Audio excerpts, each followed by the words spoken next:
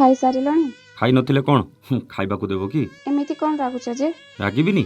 ମୁଁ କାମ କରିବି ନା ତମ ସହିତ କଥା ହେବି? ମୁଁ କ'ଣ କହିଲି ଯେ ରାଗି ଯାଉଛ? ଖାଇବା କଥା ତ ପଚାରିଛି। ଖାଇବାକୁ ଦେଲା ଭଳିଆ ଯେମିତି ପଚାରୁଛ। ଅପେକ୍ଷା କର, ମୁଁ ତମକୁ ଖାଇବାକୁ ଦେବିନି କି? ନିଜ ହାତରେ ରାନ୍ଧିବି ଆଉ ତମକୁ ଖାଇବାକୁ ଦେବି। ହଉ, ଫୋନ୍ ରଖ।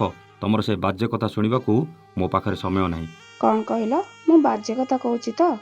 ଠିକ୍ ଅଛି, ମୋ କଥା ଗୁଡ଼ା ଯଦି ବାଜେ ଲାଗୁଛି ତେବେ ମୁଁ ଆଉ କଲ୍ କରିବିନି।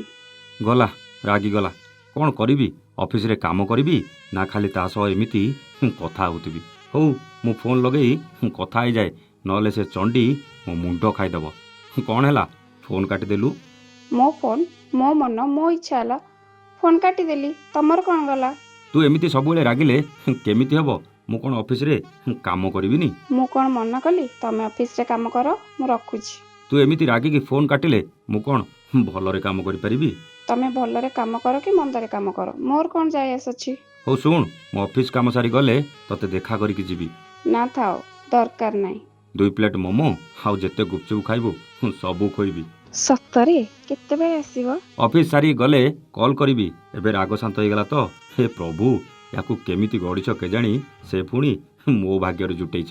ମୁଁ ତ ତମ ପାଇଁ ଏ ଦୁନିଆକୁ ଆସିଛି। ତମେ ଯେତେ ରାଗିଲେ ବି ମୁଁ କ'ଣ ତମକୁ ଏତେ ସହଜରେ ଛାଡ଼ିଦେବି? ନାହିଁ ଲୋ, ମୁଁ ଜାଣିଛି ତୁ ମୋତେ ଏତେ ସହଜରେ ଛାଡ଼ିବୁନି। ଏବେ ତ ଫୋନ୍ ରଖୁଛି, ଅଫିସରେ କାମ ବହୁତ ବାକି ଅଛି। ହଉ ରଖ, କିନ୍ତୁ ଜଲ୍ଦି ଆସିବ, ମୁଁ ଅପେକ୍ଷା କରିଛି। ମୋମୋ ଆଉ ଗୁପଚୁପ୍ ଖାଇବାକୁ ଯିବା।